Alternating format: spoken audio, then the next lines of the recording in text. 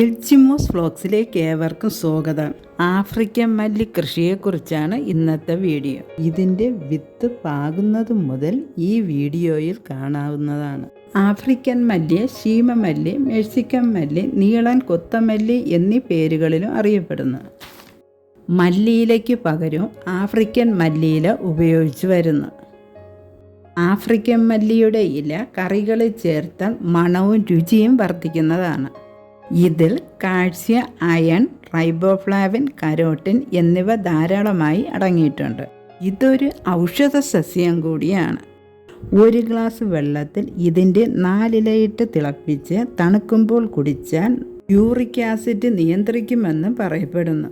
ഇനി ആഫ്രിക്കൻ മല്ലി എങ്ങനെ കൃഷി ചെയ്യാമെന്ന് നോക്കാം. വിത്ത് പാകിയും പൂവരുന്ന തണ്ടുകൾ മുറിച്ച് നട്ടും ആഫ്രിക്കൻ തൈകൾ മുളപ്പിക്കാവുന്നതാണ്. ഇതിൻ്റെ വിത്താണിത്. വിത്ത് പാകുന്നതിന് വേണ്ടി മണ്ണും മണലും കുറച്ച് ചാണകപ്പൊടിയാണ് എടുത്തത്. വിത്ത് പാകുമ്പോൾ പെട്ടെന്ന് മുളയ്ക്കുന്നതിന് വേണ്ടി കുറച്ച് കൂടുതൽ മണലെടുക്കുന്നതാണ് നല്ലത്. വിത്ത് പാകുന്നതിന് ഈ ട്രേ ഞാൻ ഹോളിട്ടെടുത്തു. ഹോൾ അടഞ്ഞ് വെള്ളം തങ്ങി നിൽക്കാതിരിക്കുന്നതിന് ഞാൻ ആദ്യം ട്രേയിലിടുന്നത് കരിയിലയാണ്. ഈ ട്രേയിൽ വിത്ത് പാകുന്നതിന് കുറച്ച് മണ്ണ് നിറയ്ക്കുക.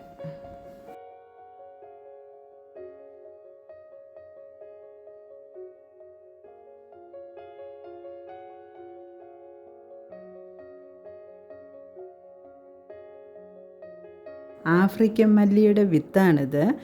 മണ്ണ് നിറച്ച ഈ ട്രേയിൽ വിത്ത് പാകാം.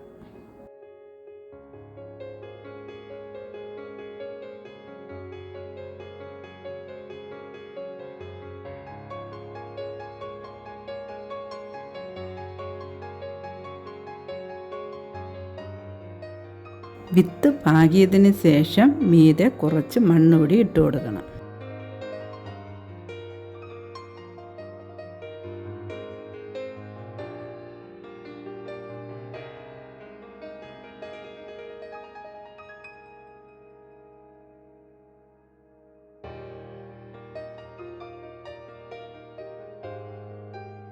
വിത്ത് പാകി കഴിഞ്ഞ് ഇനി വെള്ളം നനച്ചു കൊടുക്കുക.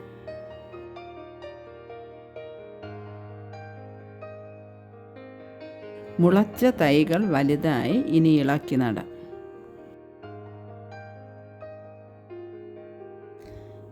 ചെടിച്ചട്ടി നിറയ്ക്കാൻ മണ്ണ്, മണൽ, ചാണകപ്പൊടി ഇവ മൂന്നും എടുത്ത് ഇവ യോജിപ്പിച്ചെടുക്കുക.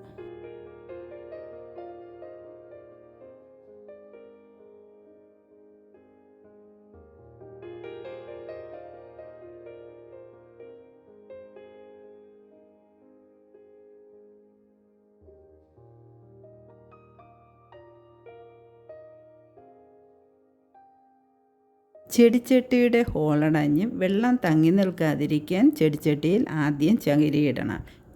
ചകിരിക്ക് പകരം കരിയില ഇട്ടാലും മതി. ഇനി ചെടിച്ചട്ടിയിൽ മിക്സ് ചെയ്ത മണ്ണിടാം.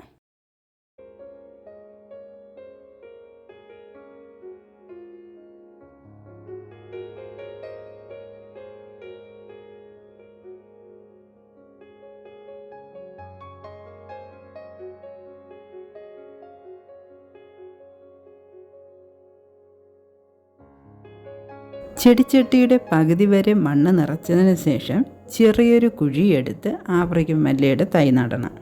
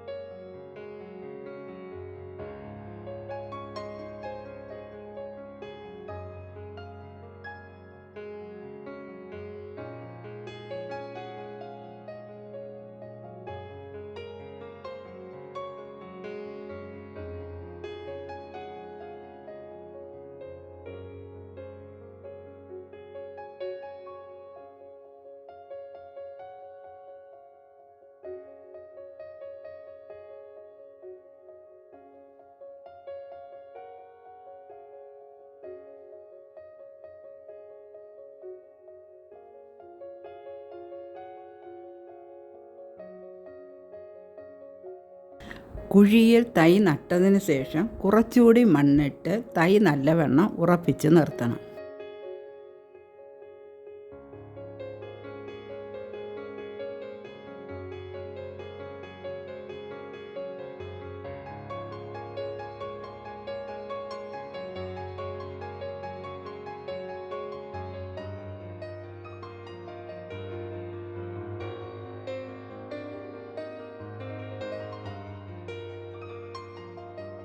നട്ടതിന് ശേഷം നനച്ചു കൊടുക്കണം.